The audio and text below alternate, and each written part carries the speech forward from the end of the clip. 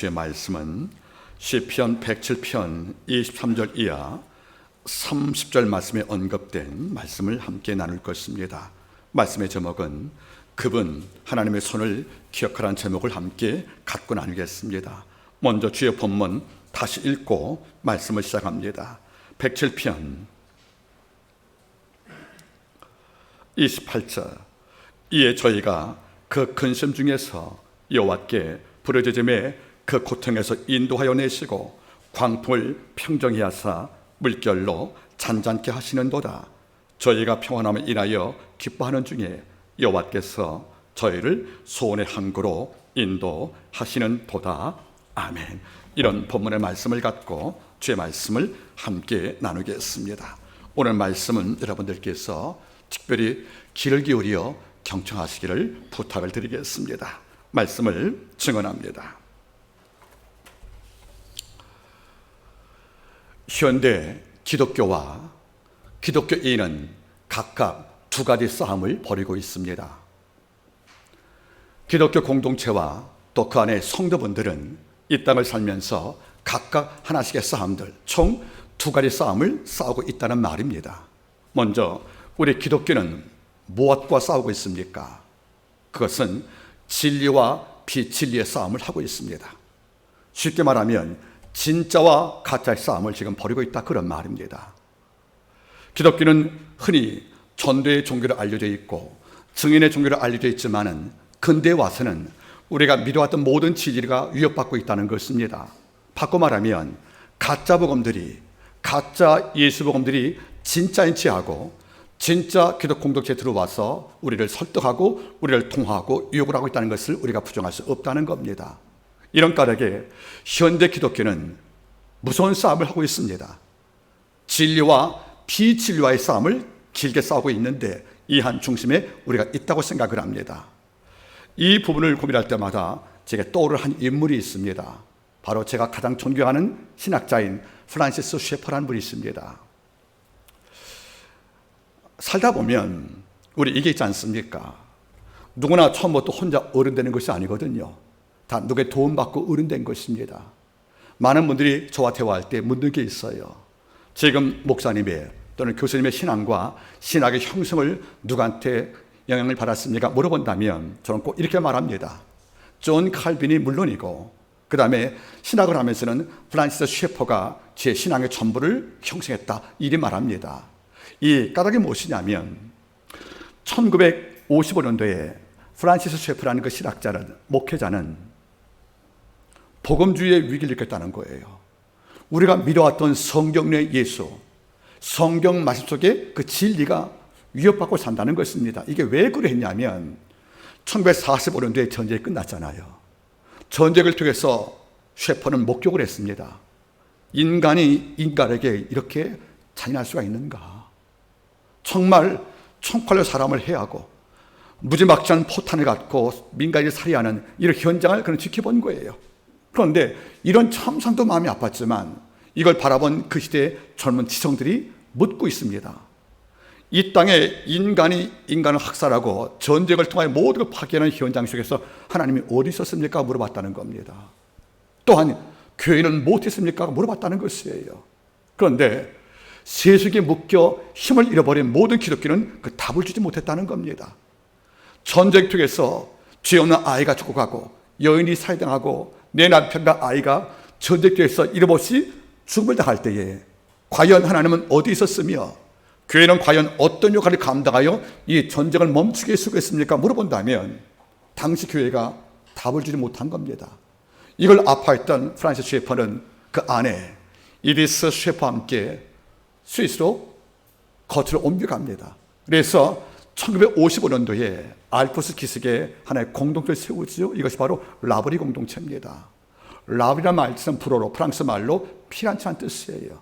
즉 우리한테 와서 몸피라는 것이 아니겠습니까? 여기서 뭘 만들었냐면 신이 어디 있냐고 물어보는 젊은 세대에게, 또는 교회가 과연 필요합니까? 묻는 젊은 세대에게, 성경 말씀은 정말 지금도 진리가 맞습니까? 묻는 그런 세대에게 정직한 질문에 정직한 답을 주기 위해서 만든 공동체가 바로 라브리 공동체입니다.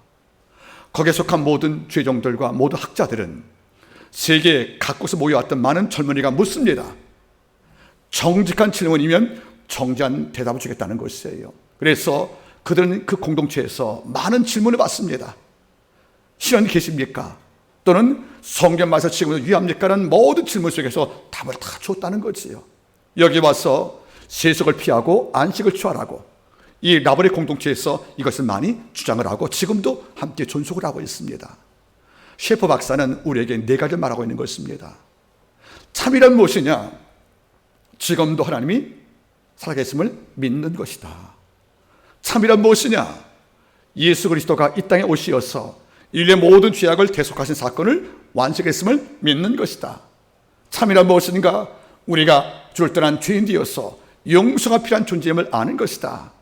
마지막 네 번째는 일상에서 참된 거를 증명하고 보이는 자가 참된 성도다. 이것을 말하고 있다는 겁니다. 그런데 이게 맞냐는 거예요. 이런 성도가 있냐는 거예요.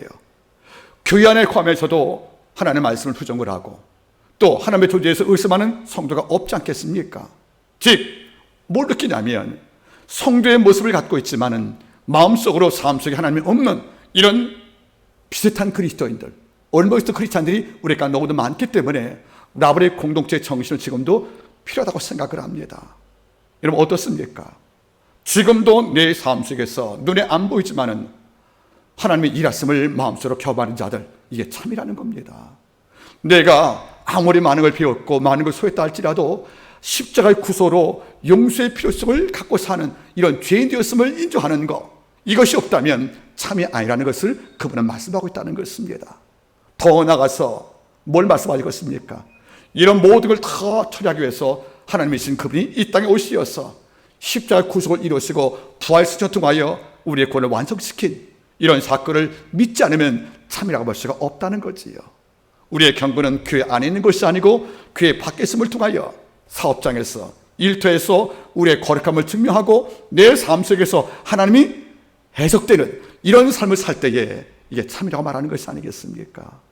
이런 이유로 요한복음에 등장하는 니고데모가 있는 거예요. 너는 참 이스라엘 사람이다.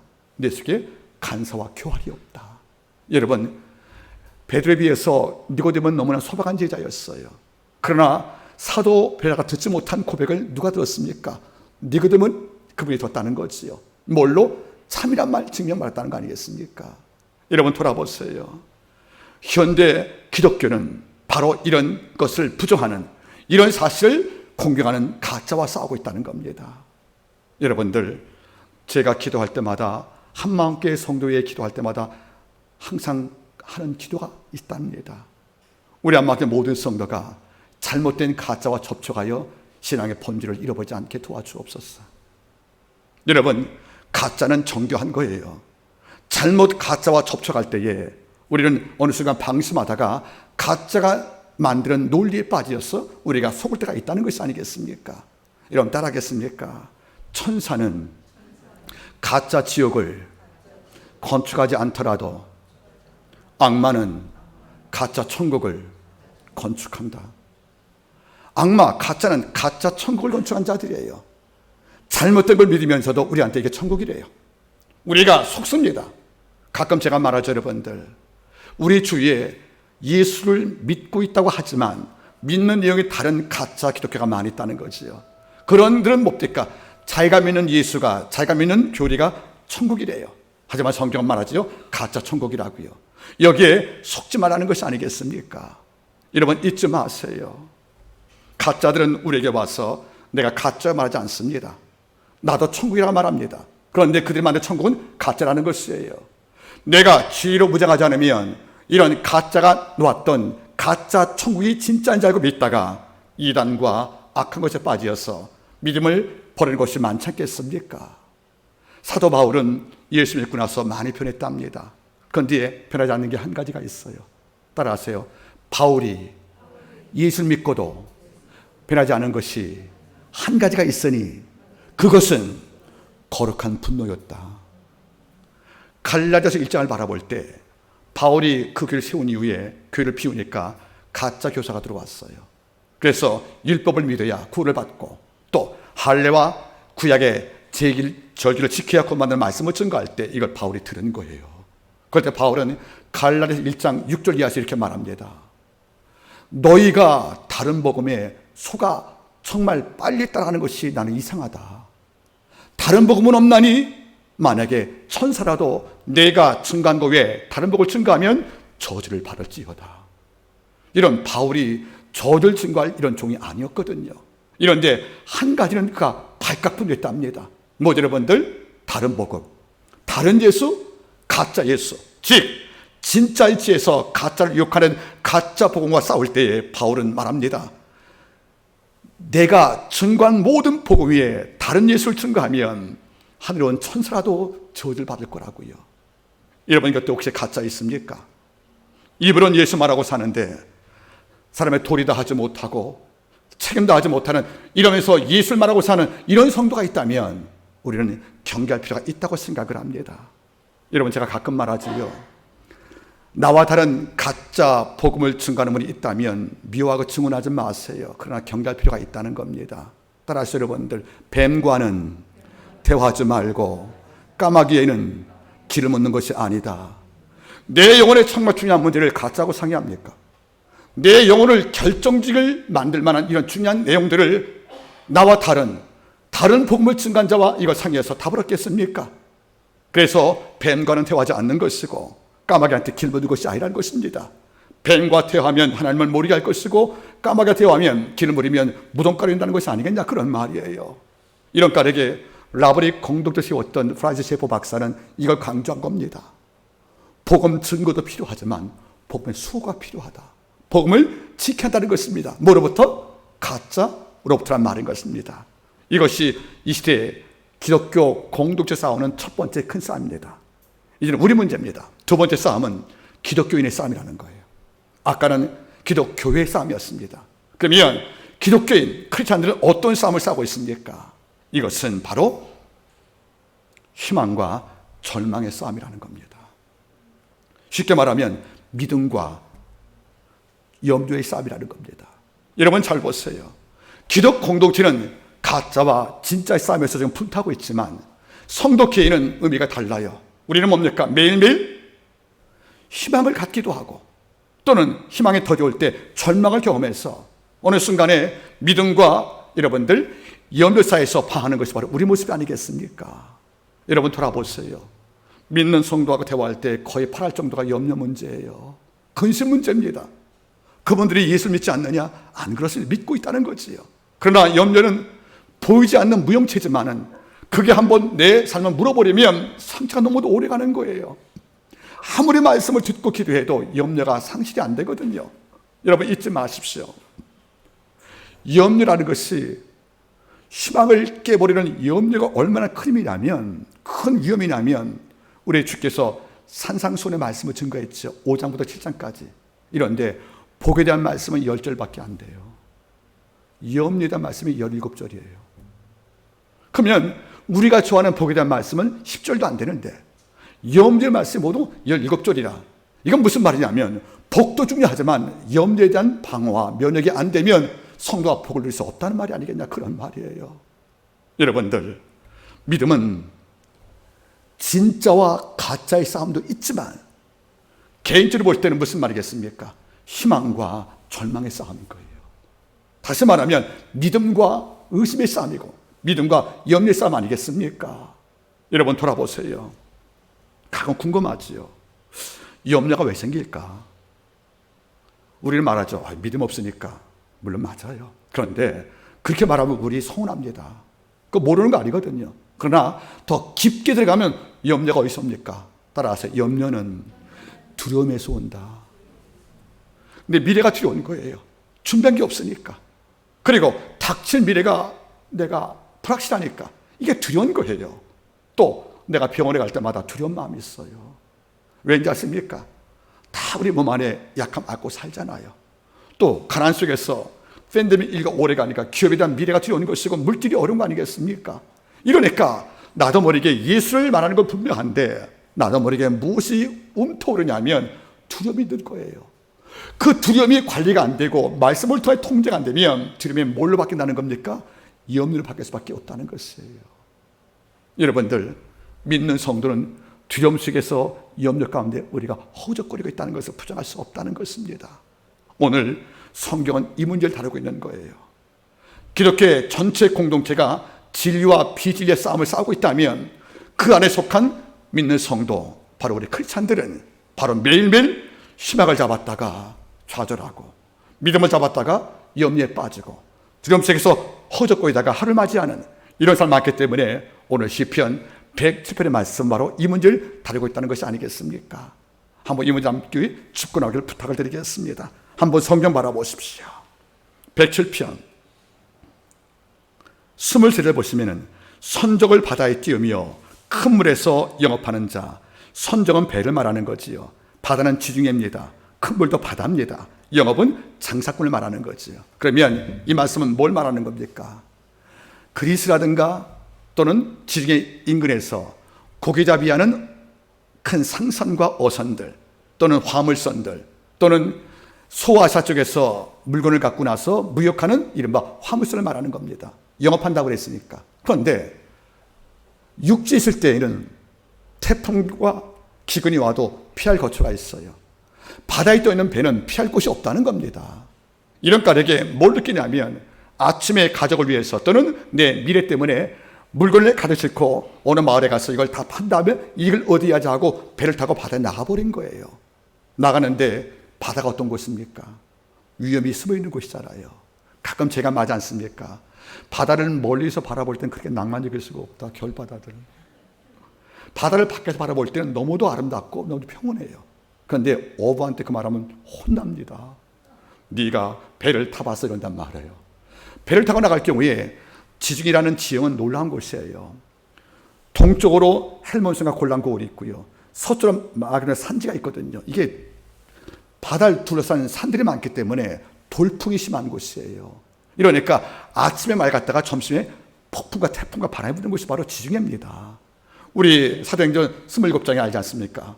로마에 가는 바울이 배 타고 로마에 갈 때 뭘 만나요? 위라골로 광풍 만나서 227명이 죽을 뻔했지 않겠습니까, 여러분들? 그러면 그만큼 지중해 바다는 멀리 볼 때는 아주 우리가 아는 정말 푸르른 바다같이 곱고, 우리가 아는 산토리 해같이 여러분들 맑을지 몰라도 막상 배를 띄우고 지게 들어가면 언제 폭풍이 올 줄 아무도 예측 못하는 거예요. 그러니까 그들은 뭡니까? 배를 타고 지중해 갈 때는 두 가지 있답니다. 하나는 한국에서 제사를 드린 거예요. 자기 신한테 도움을 구하려고. 두 번째가 뭔지 아십니까? 그 신성을 배에 갖고 탄 거예요. 배에서 지켜달라는 거 아니겠습니까? 이러고도 갔을 때도 왜 두려워요? 골란고원의 바람들과 여러분들 헬몬산의 폭풍들, 이것이 바다 전체를 뒤집으면 엄청난 큰 배도 물가에서 영업하다가 그 만남은 좌초돼서 목숨을 잃을 수밖에 없다는 것이 바로 그 당시 여러분들 상식이었습니다. 하나님은 이걸 주목하신 거예요. 너희 배를 띄우고 나가는 상선과 영업하는 배를 봤느냐? 이들 가운데 몇 명이 무사히 돌아오더냐? 왜 한국 마을에 남편이 없는 여인이 많겠습니까? 남편이 바다에 수상이 된 거예요. 욥과도 마찬가지죠, 여러분. 다비다가 나오는 그 사건도요. 이런 까닭에 하나님은 우리가 제일 느끼는 바로 바다에 나가서 못 돌아오고 위험한 바다에서 수상되어서 이 땅을 떠났던 이런 것을 많이 경험한 사람들이 있는 경우에 하나님께서 이걸 직접 꼽으셔서 이런 바다에도 내 손이 개입하면 그들이 소원의 항구로 왔다는 것을 말씀해 줬다는 것이 아니겠습니까? 자, 이제는 우리가 말씀의 개관을 살펴봤습니다. 자, 그 누군가 선척 배를 띄웠어요. 이런데 떠나갈 때 그는 기도합니다. 자기 신한테 무사히 돌아게 하시고 폭풍도 없게 도와주옵소서. 그런데 모두 여러분들 그 다음 말씀 바라보세요. 107편 24절 여호와의 행사와 그 기사를 바다에서 보일 것이다. 여호와께서 명하신즉 광풍이 일어나서 바다 물결을 일으키는도다. 저희가 하늘에 올랐다가 깊은 곳에 내리니 그 위험이 인하여 그 영혼이 녹는도다. 저희가 이리저리 구르며 취한 자같이 비틀거리리니 지각이 혼돈하도다. 이게 뭡니까? 폭풍을 만난 거예요. 그러니까 뭐죠? 배가 하늘에 올라갔대요. 파도에 부딪혀가지고. 그리고 취하겠답니다. 이것 때문에 놀라서 영혼이 녹았다는 거예요. 그리고 또 말입니까, 여러분들? 비틀거리면서 취한 자같이 배에서 넘어지고 이 땅이 지각에 혼돈되어서 배가 가는 건지 엎어질지 모를 만큼 엄청난 고통이 왔다는 겁니다. 여러분 잘 보세요. 이것은 그 당시에 지중해에 살던 모든 어부들과 화물선을 끌어갔던 모든 선장이 경험하는 사건들입니다. 어쩌면 매일 겪는 사건을 예수께서, 하나님께서 이것을 말씀하신 거예요. 여러분 잘 보겠습니까? 지금같이 최첨단 과학 장비를 정착한 배들도 폭풍을 만나면 제일 먼저 가까운 항구로 피신하지 않습니까? 그 당시는 배 규모가 그리 안 큰 거예요. 그러니까 무슨 말이겠습니까? 낮에는 경도유도 같은 태양을 보고 움직이는 걸 쓰고 밤에는 별로 움직인단 말이에요. 문제는 폭풍이 올 때 하늘을 가려버리잖아요. 태풍 치면 별이 없잖아요, 여러분들. 그럼 밤이 되건 낮 되든 간에 배가 항로를 잡을 수 없다는 거예요. 이러니까 항구가 어느 쪽을 알아야 노를 젓든지 우리가 헤엄을 칠 것인데, 망망대해 있는 이 배가 폭풍을 만나고 사니까 태양은 가리고 발에 별은 어두워서 방향을 찾지 못할 때 갈 곳이 없잖아요. 우리가 마음을 알아요. 빨리 항구로 옮겨 산다고. 이런데 어느 쪽인지 어떻게 합니까? 모른다는 겁니다. 다시 말하면 뭡니까? 이젠 죽었답니다. 그럼 죽었습니까, 여러분들? 하나님 말씀하는 거예요. 내가 명할 때 바다가 풍랑으로 올 것이다. 이것이 격하게 이동을 하면 네 배쯤은 말 그대로 힘이 없다는 겁니다. 얼마나 놀랬으면 배가 어디까지 올라가요? 하늘까지. 쪽배니까. 이걸 바라볼 때 하는 말이 뭐죠? 내 영혼이 녹는 거예요. 이런 그런 경험 해봤습니까? 영혼이 녹을 만큼 두려운 상태예요, 여러분들.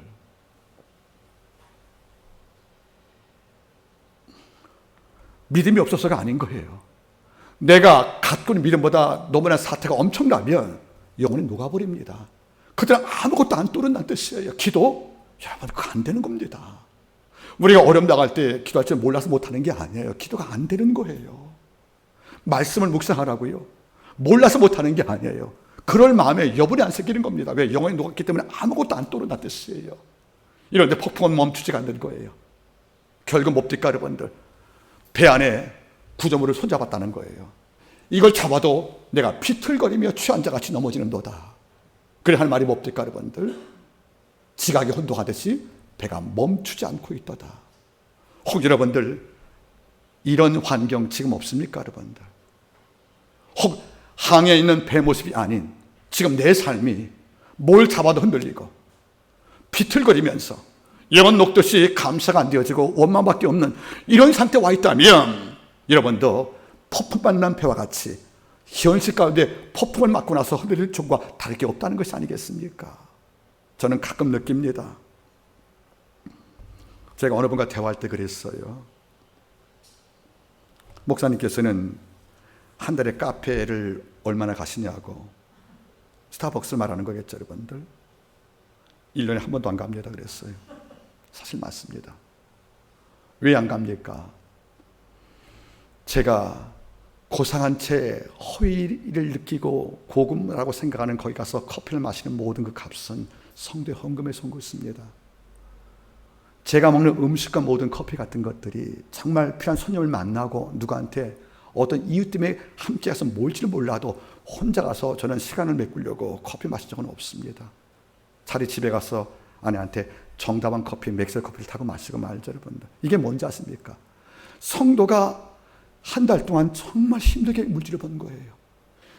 이걸로 주께 드리고 그 일부를 제가 사비로 받는 것입니다.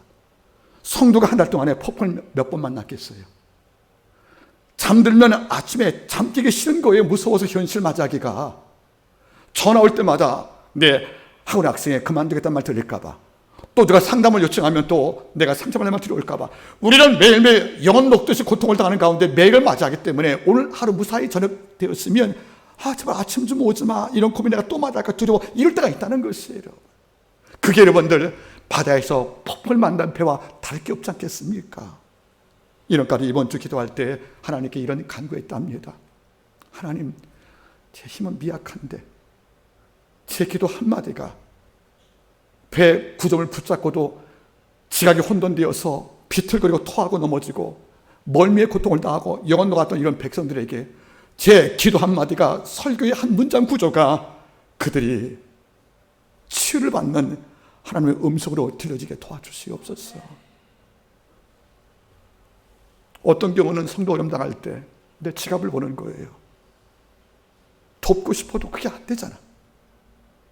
얼마 도와주면 참 저분이 좋아할 텐데, 일주일 고비 넘길 텐데, 그 여유가 안 될 때 하나님께 너무도 마음이 아픈 거예요. 여러분들, 여러분 잊지 마세요. 우리가 많이 어렵고 곤고할 때도 있겠지만 조금만 밖을 내다보면 나보다도 어려운 상태에서 지금 지각이 혼돈되어지고 영혼이 녹아버리고 비틀거리고 토하면서 그 망망대해서 한글 찾지 못하여 그냥 표류하는 이런 상태에서 주님 끝이 없는 고통에 아파하는 자가 있다는 것이 아니겠습니까? 이럴 때 우리는 어디를 바라봐야 되는 겁니까? 누구한테 손길을 뻗어야 되는 것입니까? 낮에는 가리웠고 밤의 별도 가리워서 방향을 몰라서 한글 찾지 못하고 배는 떠돌고 있는데, 이 배가 만약에 오래 수없이 폭풍을 만나면 내부서 반란날 것이고 양식 다 버리고 나면 결국 아사할 수밖에 없는 것이 아니겠습니까? 이런 절대 어려움 속에서 하나님께서 말씀합니다. 폭풍을 만난 망망의 배가 살 길이 있더냐? 우리는 알지 없습니다. 그런데 방법이 있다가 말씀하는 겁니다. 그것이 그 폭풍을 만난 배에 임하시는 하나님의 손이라는 거예요. 그 아버지의 손, 주의 손이 내 삶에 기근과 폭풍에 아파할 때 그분의 손이 임하여 내 배를 붙잡는다면 우리 산다는 겁니다. 여러분들, 시편 89편 9절 말씀에 이런 고백이 있습니다. 주께서 흉흉한 바다를 다스리시고 이걸 평정케 하사 우리에게 안심을 주었도다.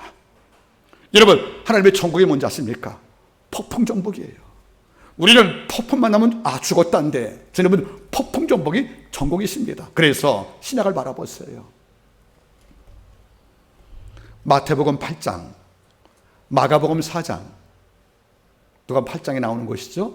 폭풍 만난 제사가 예수 깨우는 사건이요. 폭풍을 만나니까 전문 어부도 해결이 없는 거예요. 갈릴리 호숫가는 바다가 아닌데도 불구하고도 결국 나리 안에 뭐죠? 선생님, 우리가 죽게 된 것을 왜 돌보지 않냐고 원망 같은 기도했다는 거예요. 이런데 주가 선미싸움을 깨서 하는 말이 뭐죠? 제자를 잠시 놔둔 다음에 바다여 잠잠하라, 바람아 구할 때 하는 말이 뭐죠? 바람과 바다가 잠잠하여 지더라. 그 다음 말이 뭡니까? 제자가 놀라 말하되 저가 위기에 바람과 바다가 순종하는 거. 바람이 우리한테 순종하지 않아요. 폭풍은 우리한테 복종하지 않아요. 단 한 번 예수께 복종합니다. 그런 분이 지금 오늘 말씀하는 거죠. 너 화물선의 선장아, 또는 어부들아, 폭풍을 만날 것이냐? 네가 아는 해를 따라서 항구 찾겠느냐? 예, 못 찾겠습니다. 별과 태양이 안 보입니다. 그러면 답은 하나예요. 이제 끝났다. 이제 죽었다. 주는 말씀하는 거지요. 이걸 내가 처리하마. 이걸 내가 담당하마. 보세요, 여러분들. 107편.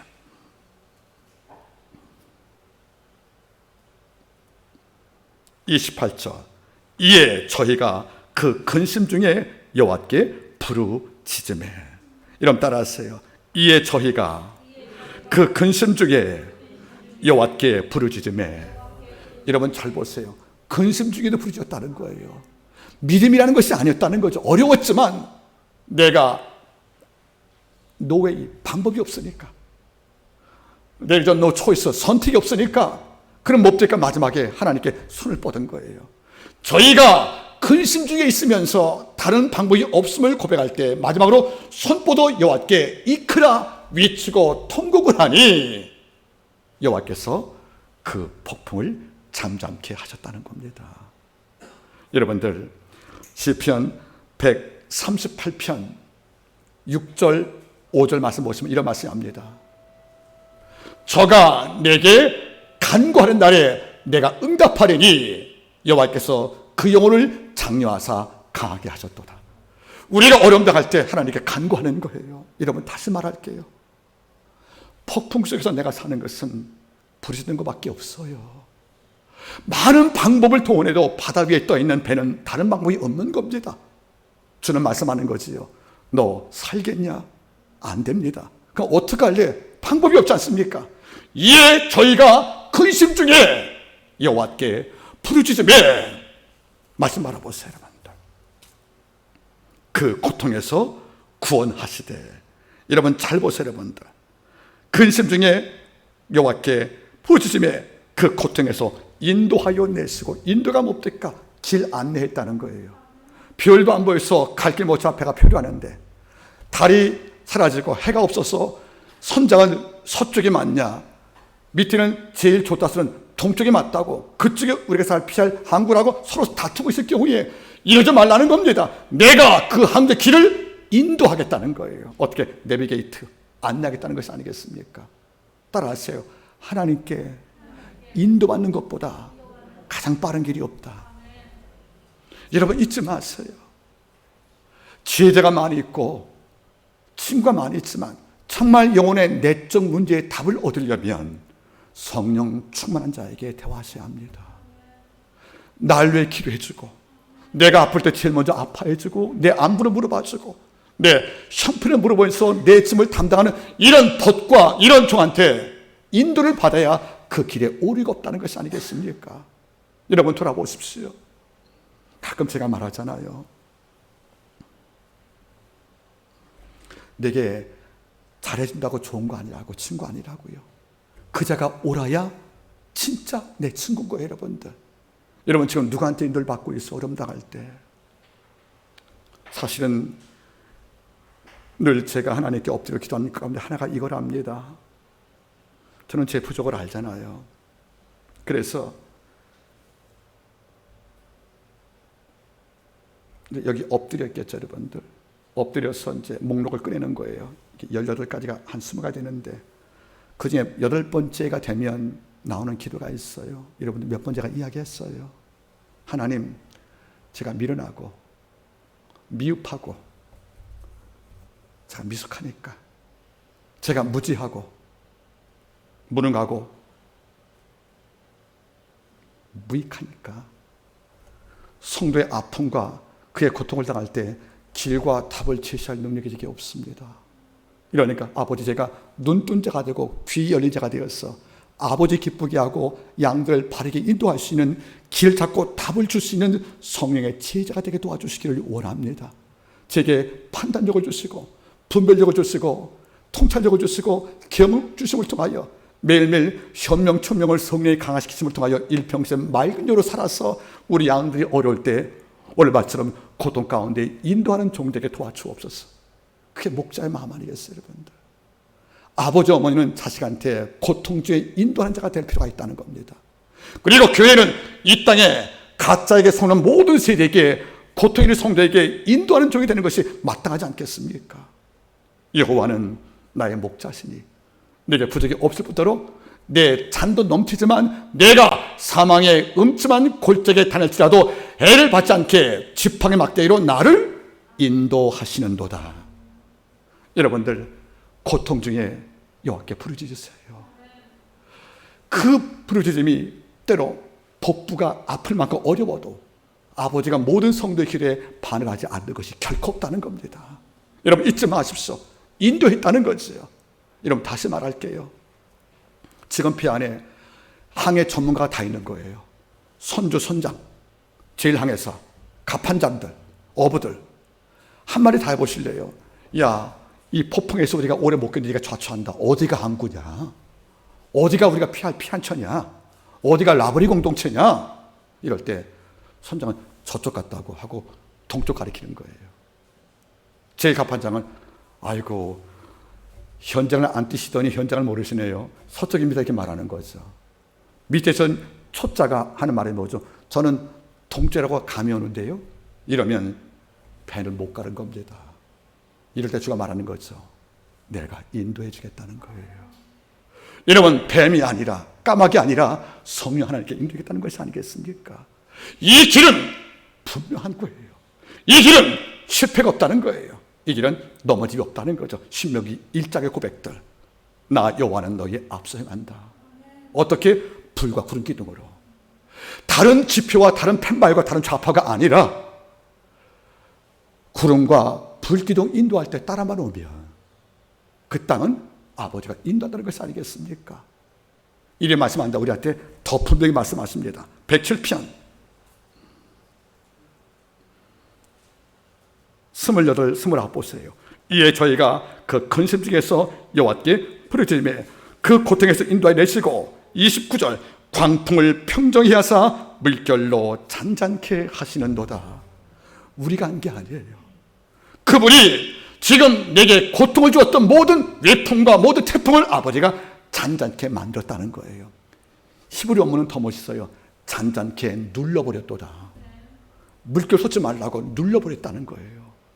우리 하나님께서 폭풍을 명하사 폭풍에 물결을 눌러버리니까 나올 수가 없다는 것이 아니겠습니까? 여러분 잘 보세요.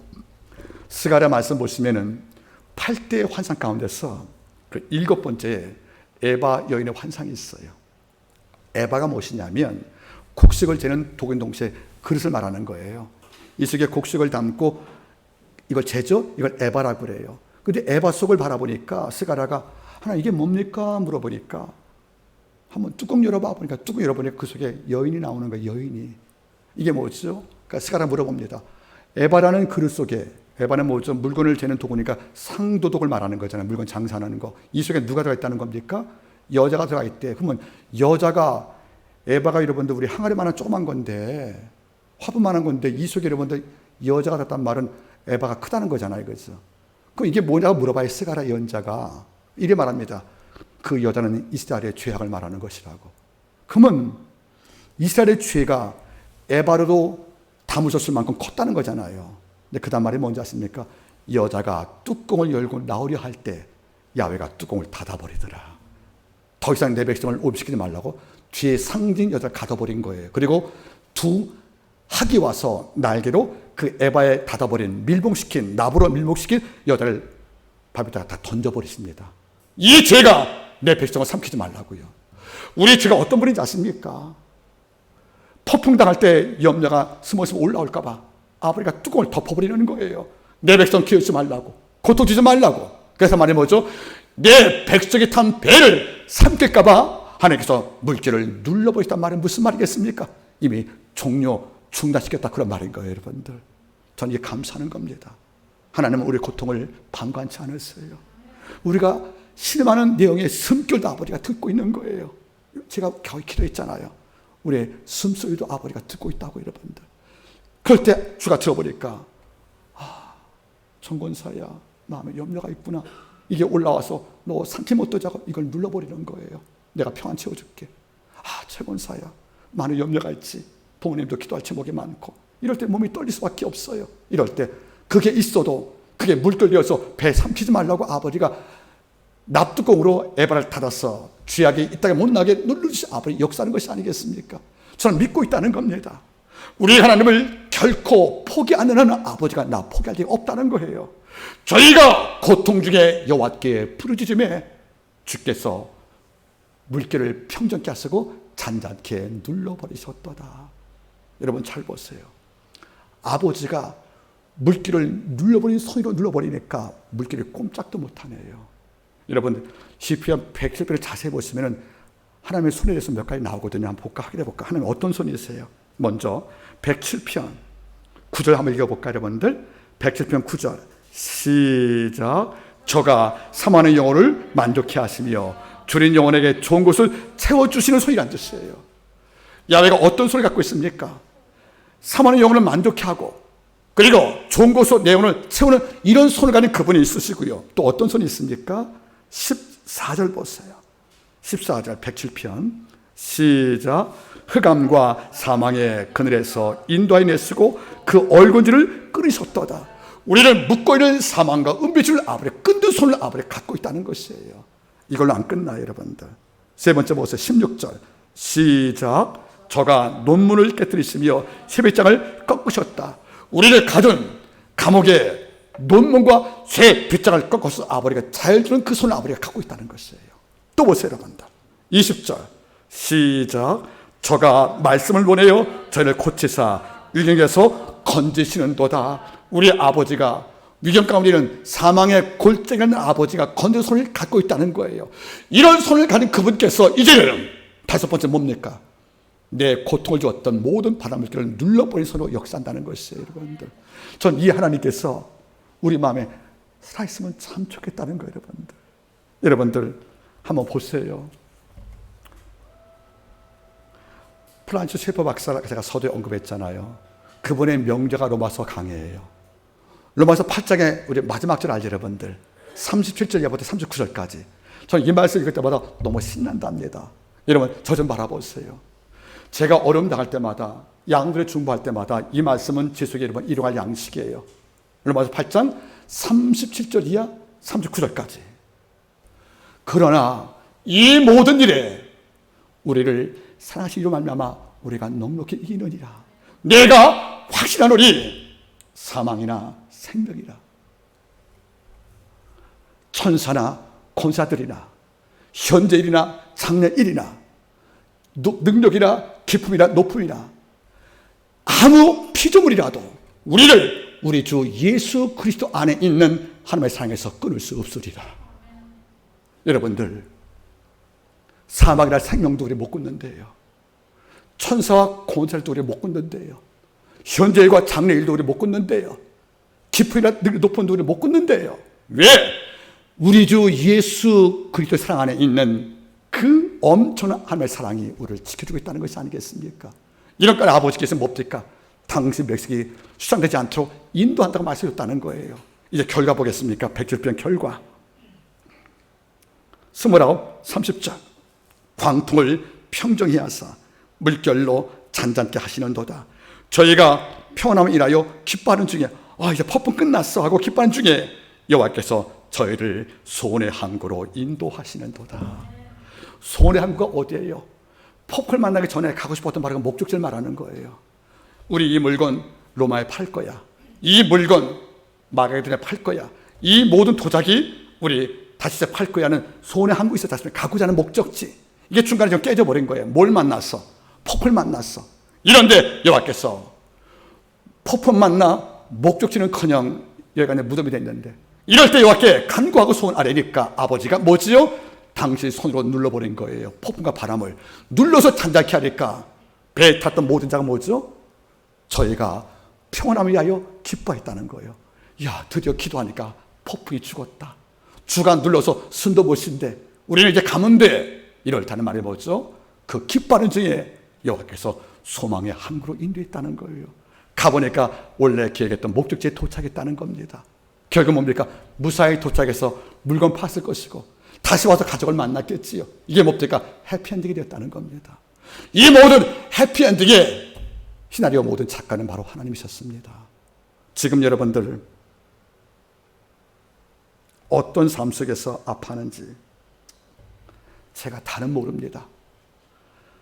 하지만 분명한 것은 여러분의 고통과 불행이 어디서 왔는가 제가 몰라도 그걸 치유하는 방법은 제가 알고 있습니다. 그냥 고난당할 때 이것이 죄에서 왔는지, 아버지가 연단 가운데 주신 것인지, 그 모든 고난이 아버지와의 그 관계를 회복하시키는 아버지의 교훈인지를 제가 다 판단을 못하겠어요. 각자가 다 다르고 다양한 요소가 있으니까. 그러나 어떤 이유로 환난과 연단이 오고 폭풍을 만났더라도 답은 하나입니다.